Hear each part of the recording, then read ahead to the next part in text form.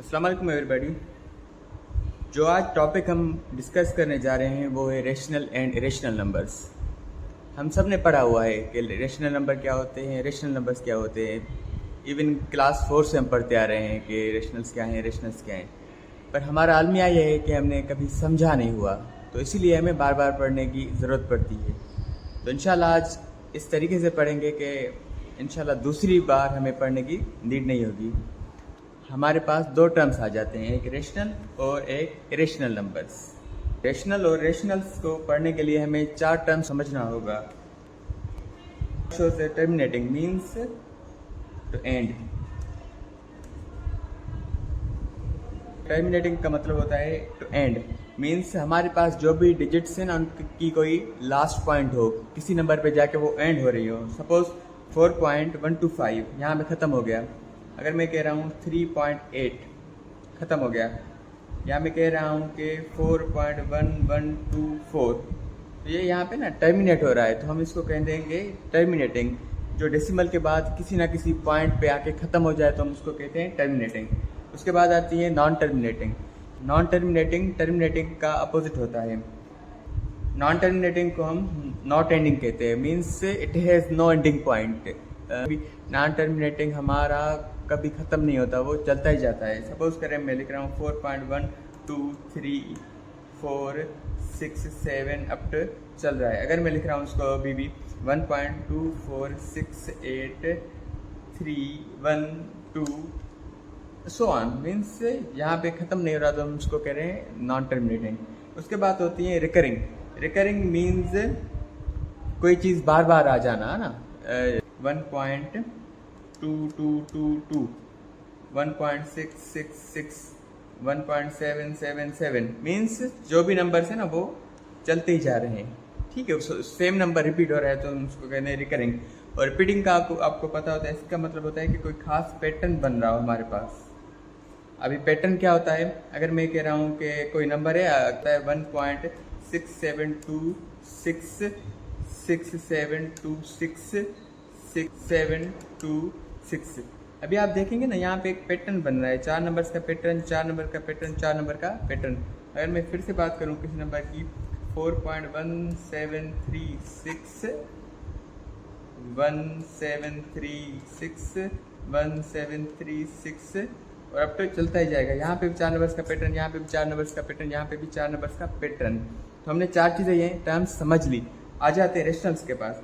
जब भी हम रेशनल्स की बात करेंगे, रेशनल्स के पास हमेशा 3 चीज़ें होनी ही चाहिए।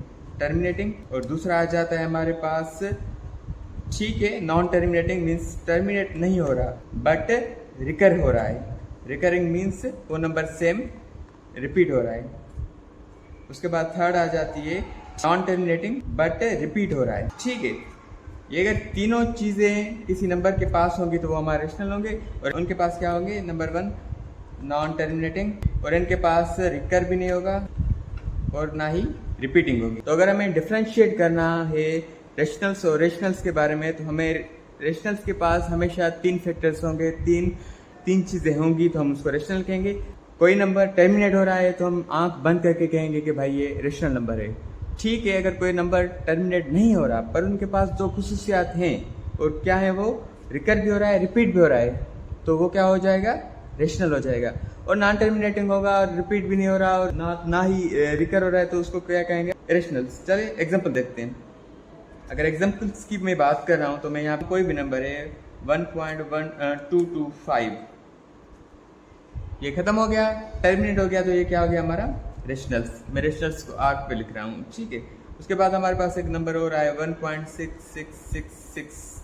ठीक है, ये नॉन टर्मिनेटिंग है। हमें पता है कि जो भी नंबर नॉन टर्मिनेटिंग हो वो रेशनल्स होता है, तो ये क्या हो जाएगा, रेशनल हो जाएगा या रेशनल हो जाएगा, ये रेशनल हो जाएगा, क्योंकि ये यहाँ पे नॉन टर्मिनेट तो हो रहा है बट रिकरिंग हो रही है, तो ये भी क्या हो जाएगा, रेशनल हो जाएगा।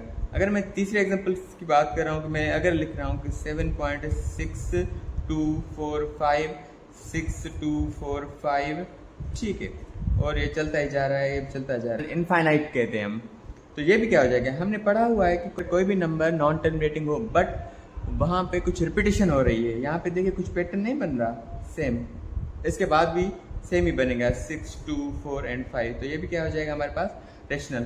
तो रेशनल्स के लिए हमारे पास तीन प्रॉपर्टीज हैं। रेशनल्स के लिए हर नंबर टर्मिनेट होना ही चाहिए तो वो हमारा रेशनल होगा। अगर कोई नंबर टर्मिनेट नहीं हो रहा फिर भी हमारे पास जो उनकी एक्सेप्शंस होंगी, अगर वो नंबर रिकर हो रहा है मींस वो नंबर बार बार रिपीट हो रहा है, उसके बाद रिपीटिशन हो रही है, किसी खास तरह का पैटर्न बन रहा है, तो फिर भी हम उसको रेशनल कहेंगे। और रेशनल्स का तो आपको पता ही है, नॉन टर्मिनेटिंग और रिकरिंग और रिपीटिंग ना हो। जैसे कि मैं लिख रहा हूँ 7.134817621 सो ऑन। तो अगर यहाँ पे देखेंगे या ये तो नॉन टर्मिनेटिंग है, हमें पता चल गया। उसके बाद ना तो यहाँ पे रिकरिंग हो रही है ना ही कुछ रेपिटेशन हो रही है, तो ये हमारा क्या हो जाएगा इरेशनल। IR में लिख रहा हूँ उसको, ठीक है। तो चलिए आ जाते कुछ इनके एग्जांपल्स पढ़ते हैं। तो चलिए मैंने कुछ यहाँ पे ऑलरेडी आपके लिए एग्जांपल्स लिखे हैं, तो आप ही बताते जाएं और मेरे साथ के ये रेशनल होगा या इरेशनल होगा। यहाँ हमारे पास से पहला एग्जाम्पल है 2.2148। तो ये क्या हो जाएगा, टर्मिनेट हो रहा है, तो ये क्या हो जाएगा रेशनल, ठीक है।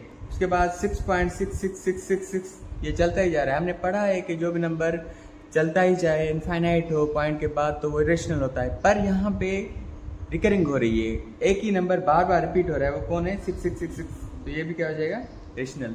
उसके बाद हमारे पास आ जाते हैं 4.1893। तो हमें पता है कि जो नंबर इनफाइनाइट हो नॉन टर्मिनेटिंग हो तो वो रेशनल होता है, पर यहाँ पे अगेन एक प्रॉपर्टी आ जाती है जो हमने पढ़ी थी यहाँ पे रिपीटिंग वाली। तो ये भी यहाँ पे एक पैटर्न बन रहा है, तो ये भी हमारा क्या हो जाएगा रेशनल हो जाएगा। 9.188118881 यहाँ पे भी हमारा पैटर्न बन रहा है नॉन टर्मिनेटिंग, पर यहाँ पे पैटर्न बन रहा है, तो ये भी क्या हो जाएगा हमारा रेशनल हो जाएगा।